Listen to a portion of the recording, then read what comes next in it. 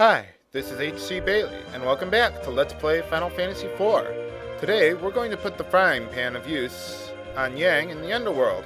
But before we do that, there is one thing I want to do. I want to see if Kokoro has that sword ready.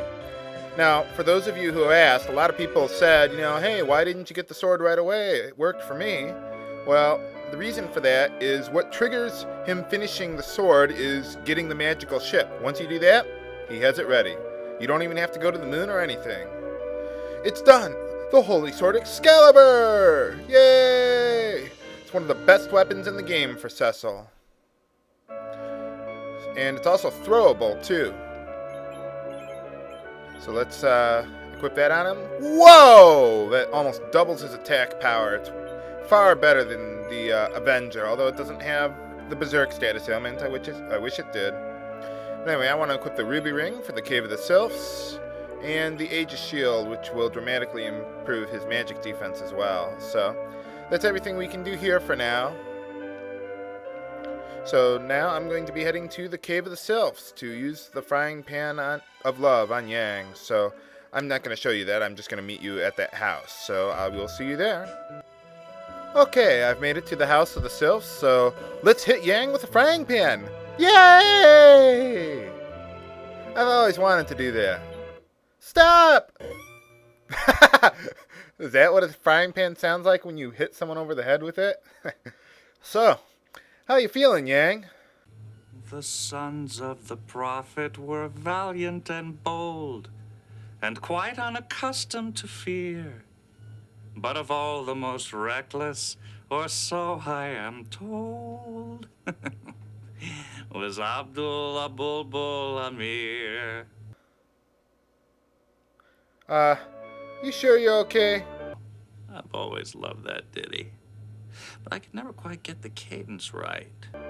Sylphs, stop giving him that pixie dust. Or angel dust, or whatever you call that hallucinatory drug. Not that I would know anything about hallucinatory drugs. I remember when I first saw this, I was like, Yang's gonna rejoin our party? I never knew that after playing this game the first 10 times. I was so excited that I was gonna get him in our party instead of the other guy we're gonna get next. But no, he doesn't join us. Instead, we get a fairy to summon. Pleased to meet you, Miss Sylph. Okay. Does anyone ever find this summon useful? I mean, I think it drains a little bit of HP from your enemies and gives it to your party members, but it's why? I mean, it's so little. It's negligible. I don't really worry about that. So, well, now that I've successfully hit Yang over the head with the frying pan, it'd be a good idea to return it to, Yang's wife, because it'd be useful for her, to cook and everything. So I'm going to return that to Fable, and I'm just going to meet you at the top of the tower there. Okay, I've made it to Yang's wife's tower, so let's return the frying pan to her. Stuck doing lousy housework all the time. Thank you with this. It should come in handy somehow. She gives us her meat cleaver? What's that for? Well, actually, it's one of the best weapons in the game, but you can't equip it. You can only throw it, but it has maximum attack power, so it'll deal 9,999 damage to anyone you throw it at. So we're going to be saving that for the final boss. So now there's only one more thing left for me to do on Earth, and that is to see the King of Baron, because he, remember, he told us to see him after visiting the Phantom World. So let's talk to him. What's interesting is that, the upcoming boss fight is, it's a guy on a horse, and that reminds me of something strange I saw the other day. I was driving behind a truck.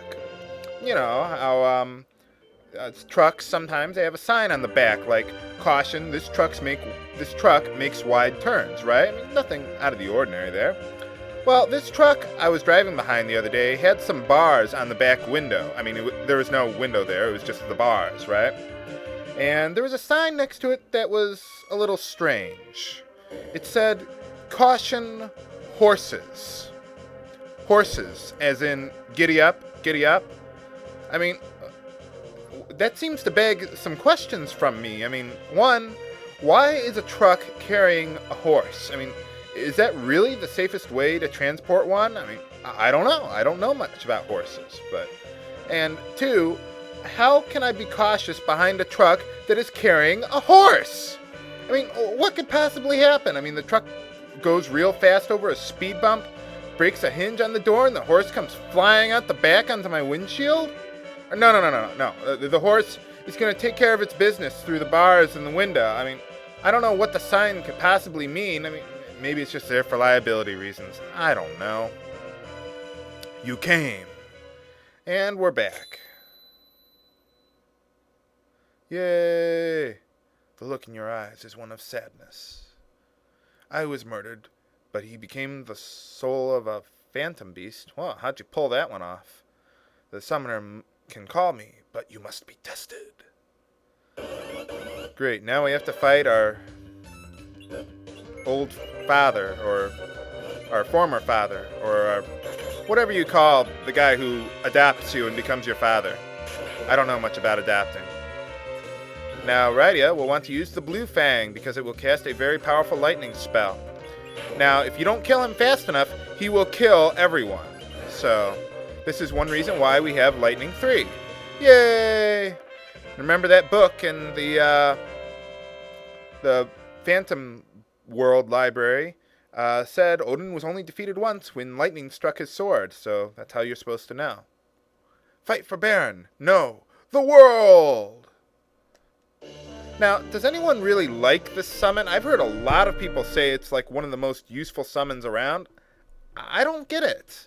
I mean, yeah, you use it and it's an instant kill on all your enemies, but a lot of enemies are immune to that, or it just flat out doesn't work and completely wastes Radia's turn. I mean, why would I bother using that when I could actually do something that would actually kill them all? I mean, I don't like it. I mean, I'm going to look it up to see what enemies are immune to instant death or not, but I'm not a huge fan of the summon. I mean, if someone could tell me why in the video response below, I'd be glad to hear it. So, okay, well, that's everything that we can do on Earth, so I'm going to get out of here and meet you back at the magical ship. Okay, we're here on the magical ship. Down here are some rejuvenation chambers that work like a free inn. There's a fat chocobo down there. There's the Crystal of Flight, or whatever they call it. Now, if you go up here and you examine it, you can fly around here like an airship. But we're not going to do that. We're just going to go to the moon.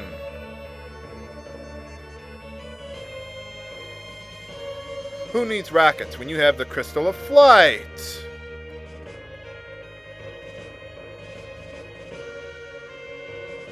Now, didn't a guy say there were 2 moons here? I mean, how do you know which one to go to? There's a cave here, but we don't want to go there yet. That's the cave of the Phantom God that we were told about a little bit earlier. There's a palace there. That must be where that guy who was telling us to come to the moon is. But we don't want to go there yet. Now, all these caves here connect to each other. There's one there, one there, one there. So we don't want to go there yet. I want to check this place out first.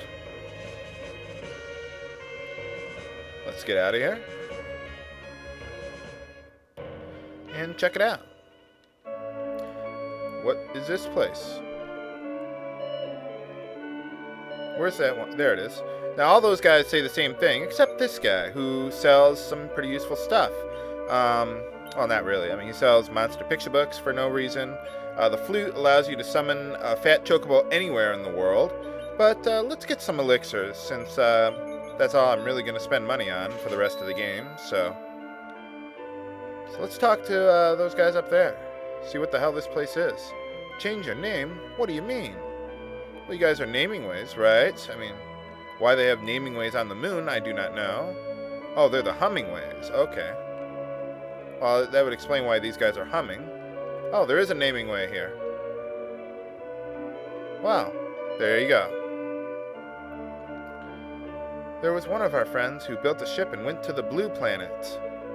He was really good at making up nicknames. Ha ha ha. Okay. Well, that's all I can do here. Get out of the way. Okay, well, we got to find a way to get to that Crystal Palace in the center there, whatever it is. So I'm going to show you where to go next and wrap things up. So that's all for this episode of Let's Play Final Fantasy IV. This is HC Bailey, signing off. Have a good day.